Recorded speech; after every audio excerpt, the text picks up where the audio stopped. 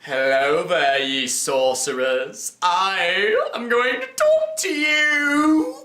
But first I'm going to eat this sandwich.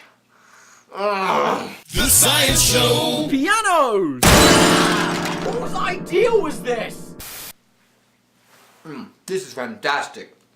But anyways, now, for no discernible reason that could possibly be a school project, I'm going to talk to you about time dilation. Now do keep in mind, most of this is theoretical, but in this case, we're going to use some terms that aren't used the same way that they are in normal life. Like, for instance, time.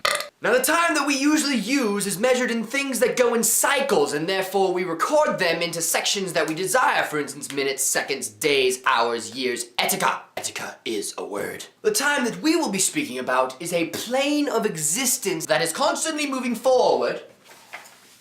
That is backward. And this time is measured over space. Space. The final frontier. Now the space that I'm referring to is all the existence known to mankind within the universe, including things that are rather condensed and would not be considered space. Like this conga. That is making noise! But if you put space and time together, you get space-time. Wait, space? Time. Should these be flipped?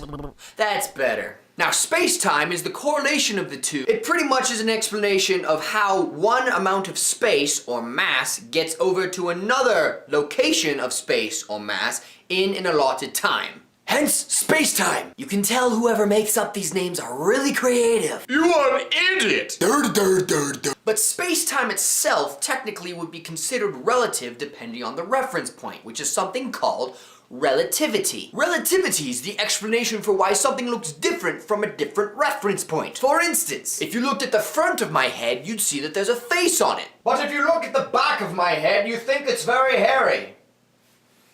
Typical. But put this space-time with relativity and you get something called special relativity. Now, special relativity is the explanation of how motion and time differentiate between reference points. Allow me to explain. So say I throw my brother into the bathroom.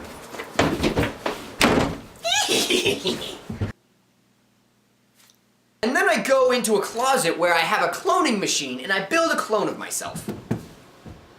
I do say that this is quite the fantastic endeavor. Hey, where are you going? Oh, so what adventures are we going to have today? Are we going to the ball? Yeah.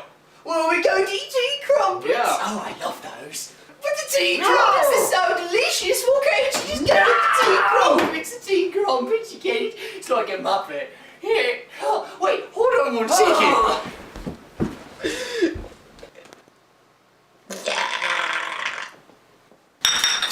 See? Already got. Oh, bollisks. I can't take this anymore. Cheerio.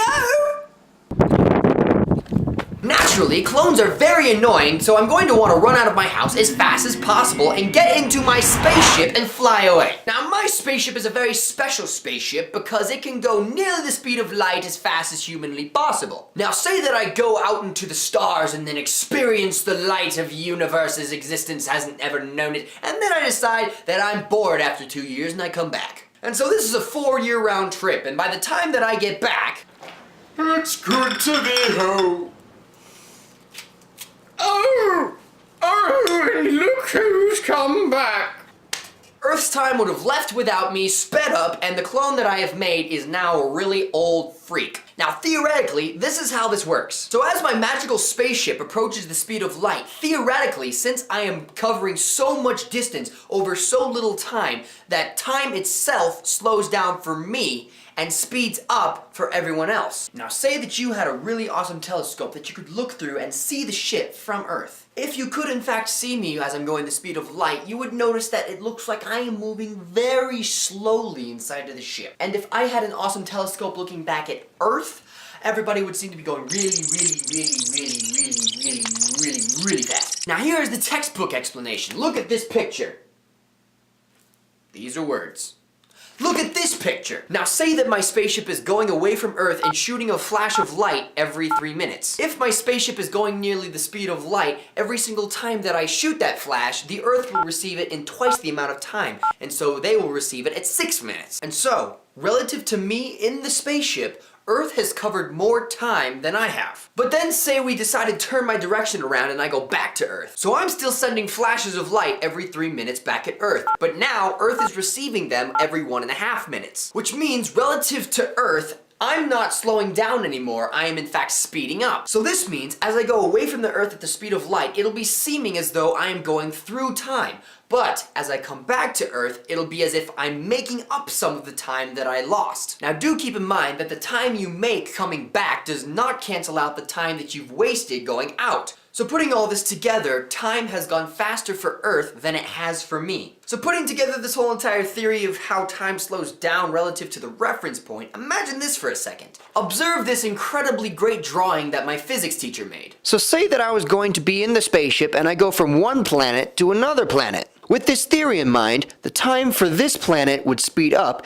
and the time for this planet would slow down. But then on the trip back, this planet's time would speed up, and then this one's time would slow down. And so, pretty much, the difference between the two times would not be that great. Dude, I just realized that this looks like a face. Now with the diagram of the two planets, if in fact I'm going the speed of light, that length between the two planets would in fact get closer together, and so it'll feel as though I am covering less distance. Space-time, so real. But there is simply one slightly large problem that we have with approaching the speed of light. So there's this thing with mass called inertia, which is its inability to want to change acceleration. So technically, in a sense, if a mass is moving a specific direction, according to that specific direction, the mass becomes greater. The other thing is that if you in fact make it to the speed of light, your mass is considered infinite. But this thought seems to contradict itself because light does not have an infinite mass. That is because light has no mass! Because once an object makes it to the speed of light, the laws of physics completely change. They now work in something called the electromagnetic spectrum, which is just a big word to say how light moves. And light moves in waves. Objects do not move in waves.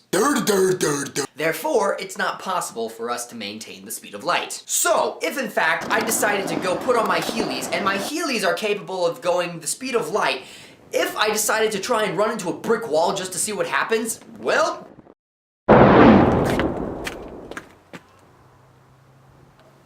I would go right through it. Because like I said, once an object hits the speed of light, it no longer works by those laws of physics. But say that I decided to go just a little bit slower, like say 0.95 the speed of light. Well, quite frankly, I don't want to do that because I'm sure that would not feel good. So I'm going to use a gun.